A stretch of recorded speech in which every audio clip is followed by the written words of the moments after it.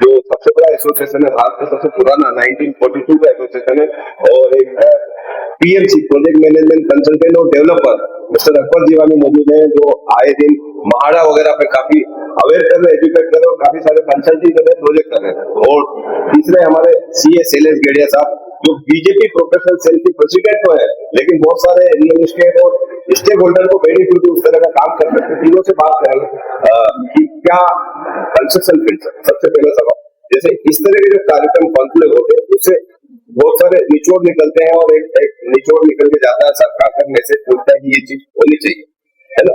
तो आप as a builder association India है जो मोदी जी कर रहे हैं इंफ्रास्ट्रक्चर को, पीयूष गोयल साहब जो मुंबई से रिप्रेजेंट करते हैं, मेंबर ऑफ पार्लियामेंट है, ताकत दत्तावर नेता तो है, मिनिस्टर भी है मोदी गवर्नमेंट में, वो यहाँ से बहुत सारी चीजें पहुंचा के बहुत सारी राहत दिलाना चाहते हैं रियल एस्टेट कंस्ट्रक्शन फील्ड में।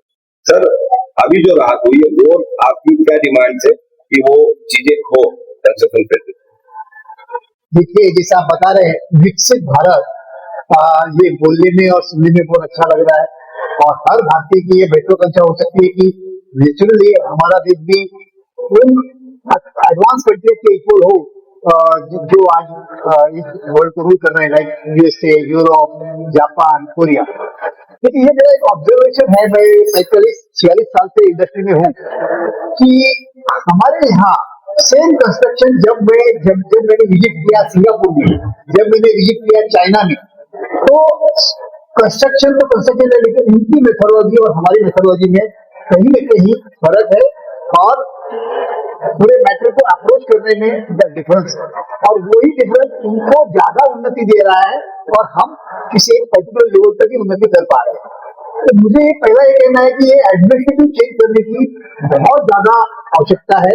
हमारा जो ब्यूरोक्रेसी है तो पर्टिकुलर मेथोडोलॉजी से चल रहा है, उनको सबको ट्रेनिंग देने की जरूरत है। तो वो जाके देखिए कि कैसे पिछले लास्ट 20 साल में पूरा चाइना में बुलेट ट्रेन का जाल बिछ गया, और हम अभी भी सिर्फ एक बुलेट ट्रेन के बारे में बात कर रहे हैं। कैसे पूरे चाइना में इतने बड़े बड़े 10 लेन के हाईवे बन गए, और हम अभी भी कुछ लिमिटेड प्रोग्रेस कर चुके हैं। क्योंकि हम उनसे कुछ सीख के आएंगे, भले हमारा कंपटीटिव कंट्री है या एनिमी कंट्री है, तो उससे कुछ हमारा वजन कम नहीं होगा, लेकिन हम हमारे देश का जो हम बहुत अच्छी महत्वाकांक्षा रखते हैं कि 1947 तक विकसित भारत होगा, वो निश्चित उनसे हम सीख के आएंगे, और वो पॉलिसी यदि यहाँ इम्प्लीमेंट करेंगे। कभी कभी लोग ऐसा कह रहे हैं कि वो तो डिक्टेटरशिप है। मैं कहता हूँ कि यदि इंफ्रास्ट्रक्चर को डेवलप करने के लिए उन पर्टिकुलर इश्यूज पे यदि डिक्टेटरशिप नहीं करनी है, तो इसमें कोई हमारे देश के किसी भी वासी का हम नुकसान नहीं कर रहे, हम उसको किसी न किसी रूप में फायदा ही कर रहे हैं। तो ये मेरा एक शॉर्ट में कहना रहेगा कि विकसित भारत के लिए कौन सी अच्छी पॉलिसीज को यहाँ कॉपी कीजिए, भले फॉलो कीजिए और इम्प्लीमेंट करें।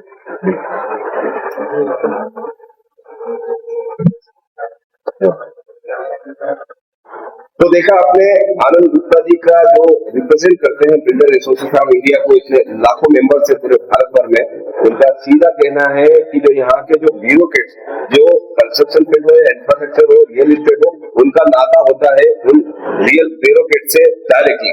तो उनको बहुत सारी चीजें बदलने की जरूरत हो, डिजिटल की दुनिया चल रही है, तो बहुत सारी चीजें सीखने की जरूरत है बाहर के देशों में जो सिस्टम चल रहा है उसका। अकबर जीवानी साहब, आप as a developer universal buildtech development builder को रिप्रेजेंट करते हो, खास ही पीएमसी में भी आप खासा अनुभव रखते हो, और महाड़ा में बहुत सारे डेवलपमेंट हो रहे, मुंबई में बड़े बड़े लेआउट, बड़े बड़े प्लेयर्स कर रहे थे। ये पूरा जो चेहरा देखने जाएंगे कि आने वाले दिनों में मुंबई का चेहरा बदलेगा, फडणवीस साहब बोल रहे हैं, बहुत सारे वीडियो भी हम देख रहे हैं। आप इसमें क्या कहना चाहेंगे और क्या ऐड करना चाहेंगे?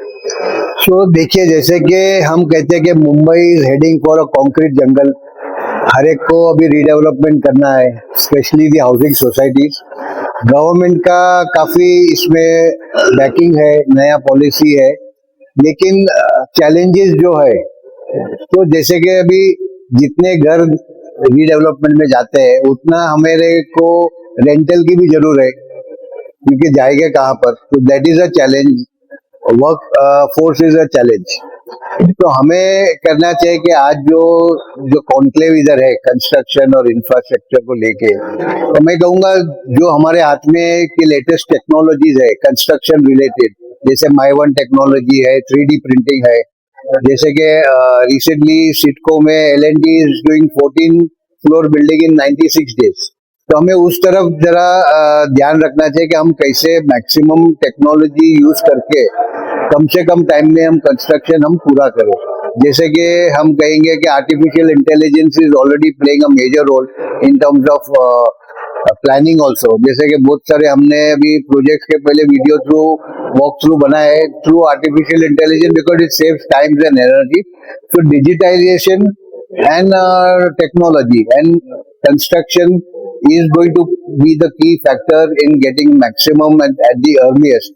तो फिर हम कहाँ भी पहुंचेंगे तो हम इसमें सक्सेसफुल हो सकते हैं. But this challenges can be made through good technology and good digitization. और वो हिसाब से हम आगे बढ़ते हैं कि जो हमारे हाथ में जो हम कर सकते हैं. जैसे कि आनंद जी ने कहा कि there are bottlenecks at the government levels and all that. तो वो क्रॉस करने के बाद जो हमारे हाथ में है एटलीस्ट वो हम टेक्नोलॉजी अपना के हमारा काम आगे बढ़ा सकते हैं. एक खास सवाल करूं, आपका जवाब दीजिए.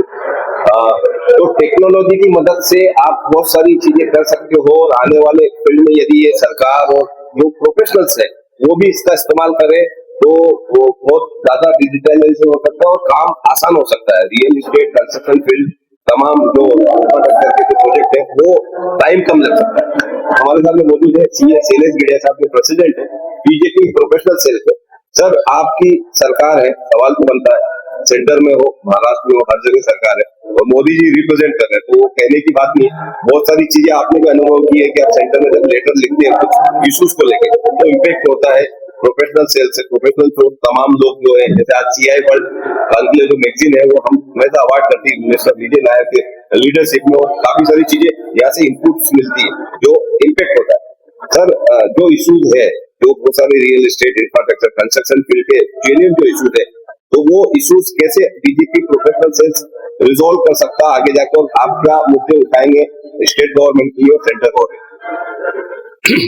ऐसा है कि कंस्ट्रक्शन रिलेटेड रीडेवलपमेंट आज की तारीख में अगर देखा जाए तो Mumbai is heading towards the multiple level redevelopment और इसमें आगे चल के ऐसा हो जाएगा कि self redevelopment will be the super structural advancement.